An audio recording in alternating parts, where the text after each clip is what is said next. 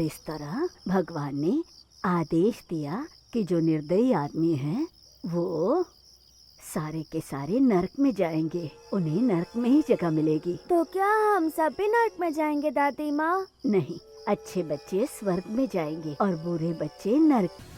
क्या बात है, तू तो बड़ा हैंडसम हो गया।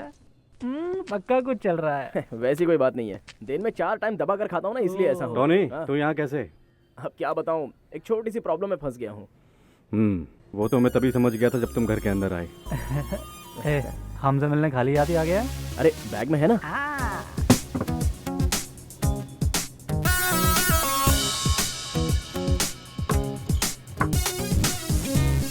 चलो जल्दी से अपना पैक बना लेता हूँ। शेखर, मेरा भी पैक बना देना। तू क्यों नहीं ले रहा? अरे इतनी सुबह? हाँ, ये बहुत फायदेमंद है बेवकूफ। एक पैक लगा ले।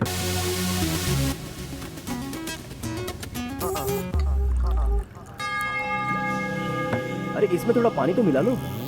पानी के साथ मुझे चढ़ती नहीं।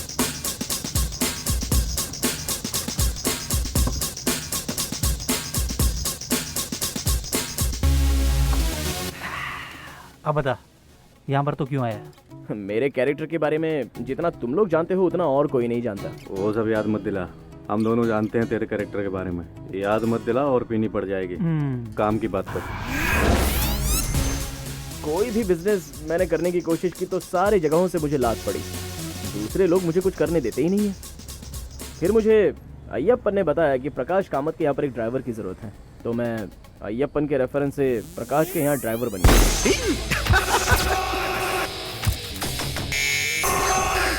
इस कामत भाई को एक बार किसी ने कुंबला में उनके अच्छे कैरेक्टर के चलते भेजा था। ओह, मतलब उसका कैरेक्टर हमारे जैसा ही है। कोच्चि में ये भाई कामत अपने सारे उल्टे और गैर कानूनी काम करता है। चाहे किसी को उठाना हो या चाहे किसी को मार देना हो या स्मगलिंग का कोई सामान छिपाना हो, तो वो सारे धंधे वो यहीं पर करता है।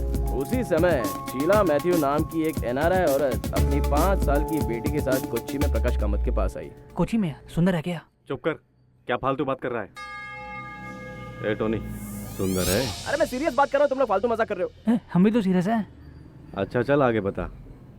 उस औरत का पति यूके में एक कार एक्सीडेंट में मारा गया था। बहुत बढ़िया।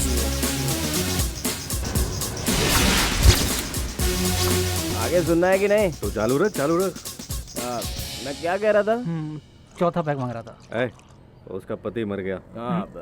उसके बाद वो प्रकाश शीला मैथ्यू के साथ जुड़ गया। उसकी हर चीज़ में मदद करता था और वो शीला मैथ्यू का ख्याल भी बहुत रखता था। शीला अपना पैसा कौन से बिजनेस में लगाए, इसमें भी वो उसे हेल्प करता था।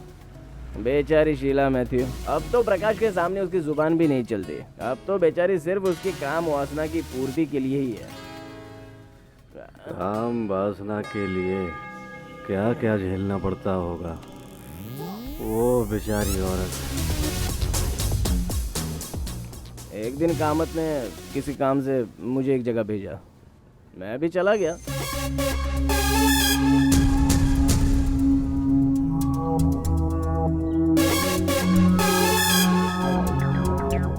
शीला मैथ्यू की बेटी नीतू को लेने के लिए वो क्या करती थी? म्यूजिक क्लास में, हाँ वो करती थी। क्या स्लो मोशन में सुना रहा है? क्या बोर कर रहा है? चल जल्दी सुना। अब आने वाला सीन रोमांटिक सीन है। मैं कॉरिडोर से स्टाइल में चलता जा रहा हूँ, तो वो तो स्लो मोशन में ही होगा ना। स्लो मोशन चलेगा लेकिन मजा आना चाहिए, मजा। अरे यार, ये मैं अपनी कहानी सुनाने कहाँ बैठ गया। बेवकूफ, कुछ रोमांटिक बात सुना ना। मैं उस सरस्वती के मंदिर के सुंदर से गैलरी से होता हुआ गुजर रहा था। मेरा मन उसे कहीं ढूंढ रहा था, वैसे ही जैसे प्रेम कहानियों में होता है। उसके बाद मुझे एक प्यारा सा संगीत सुनाई दिया। सॉरी। हाँ, तो चालू रख, चालू। मैं भी वही सब कुछ महसूस करने लगा जैसा हर प्रेम कहानी में होता है। कमाल का मीठा संगीत। मुझे उससे प्यार हो गया। वो इंग्लिश में बोलते हैं ना, love at first sight, Sanskrit में भी यही कहते हैं ना। फिर मैंने उसकी आंखों में देखा, हम दोनों की आंखें जब एक दूसरे से मिले तो हम दोनों खो गए। धीरे धीरे हमारी आंखों में प्यार की लहरें उठने लगी।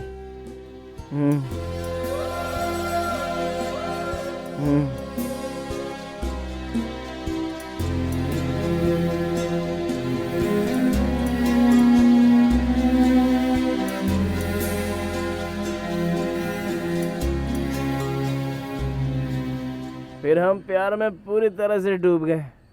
एक गाने में हम दोनों कहीं खो गए।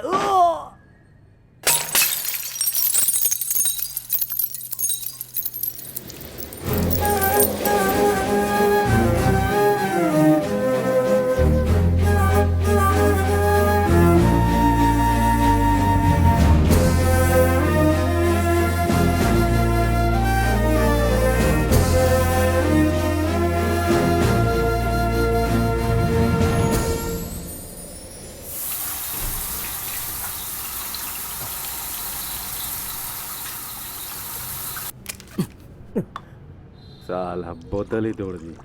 फोकटियों की एक ही आदत होती है, ना साले ये खुद खाते हैं ना साले हमें खाने देते हैं। मुझे लगा कि ये ढंग का आदमी होगा। अरे अब मैंने क्या कर दिया यार? तुझे क्या दिक्कत है और मैंने क्या कर दिया? जब लगा मसालेदार सुनने को मिलेगा तो इस गधे ने बीच में रोक दिया। अब मैं कुछ भी नहीं बोलूंगा। यार तुम लोग जिस तरह से बोल रहे हो ना, हर प्रेम संबंध में जरूरी नहीं है कि शारीरिक संबंध भी हो जाए। सच्चा प्यार जो है ना वो दिल से उठता है, एकदम शुद्ध होता है वो। ओए आशिक, वो तेरा प्यार सच्चा है और हमारा प्यार है वासना है। मुझे अब कुछ नहीं कहना है। अगर तू अपनी प्रेम कहानी पुरानी 70s की बकवास फिल्मों की तरह सुना रहा है तो जिसमें प्यार करने का तरीका बिल्कुल ही घटिया होता था, तो यही चुप हो जा। नहीं, मेरी कहानी ऐसी वैसी नहीं है। अगर ऐसा है तो अच्छा है तेरे लिए। हमारे प्यार के बारे में आंटी या कामत को पता चलता तो बहुत बड़ी मुसीबत खड़ी हो जाती। और मैं और नीतू इस बात से अच्छी तरह से वाकिफ थे, लेकिन पता नहीं चीज़ें बिल्कुल उल्टी होने लगी। फिर एक दिन आंटी ने मुझे अपने घर पे बुला लिया। क्या बात कर रहा है? सब कुछ खत्म हो गया था क्या फिर?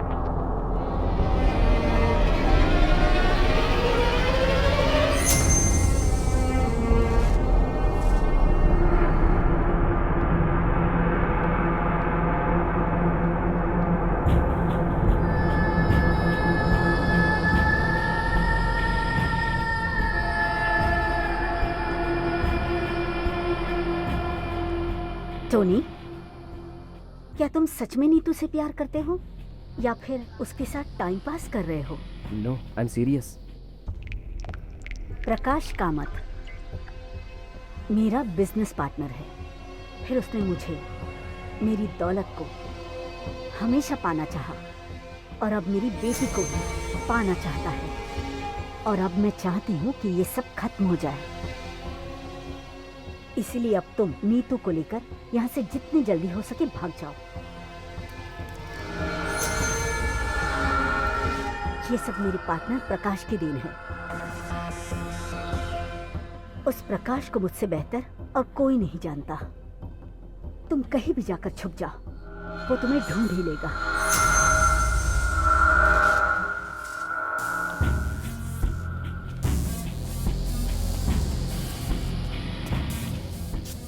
मैं जानती हूँ कि इस शहर में तुम्हारे कुछ दोस्त भी हैं, लेकिन सच कहूँ तो मुझे कोई आइडिया नहीं है कि उसे कहाँ ले जाऊँ।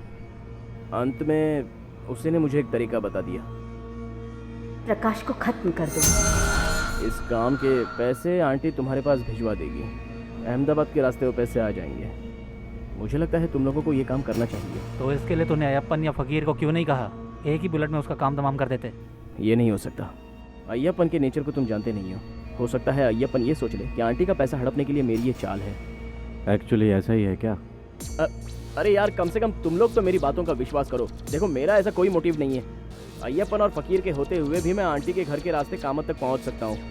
इस काम के लिए अच्छी कीमत तुम्हें मिल सकती है। और वो काम हम लोगों ने दोस्ती की खातिर कबूल कर लिया। और टॉनी और आंटी ने जो बेहतरीन प्लानिंग की थी, उस काम को हमने पूरा किया।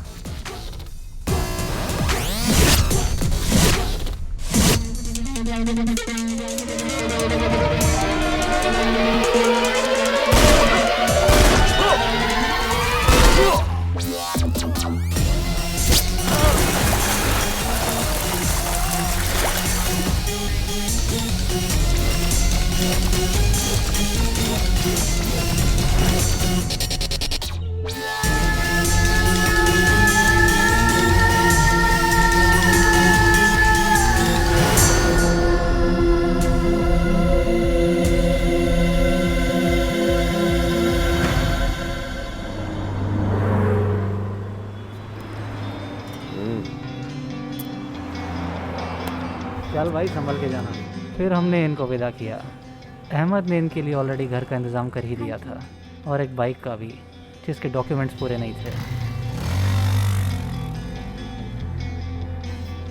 उनके जाने के बाद हमारे दिमाग में सिर्फ एक ही बात रह गई थी, जिस बाइक में वो जा रहे हैं उसके क्लच और ब्रेक दोनों ख़राब हैं। भगवान उनकी रक्षा करे।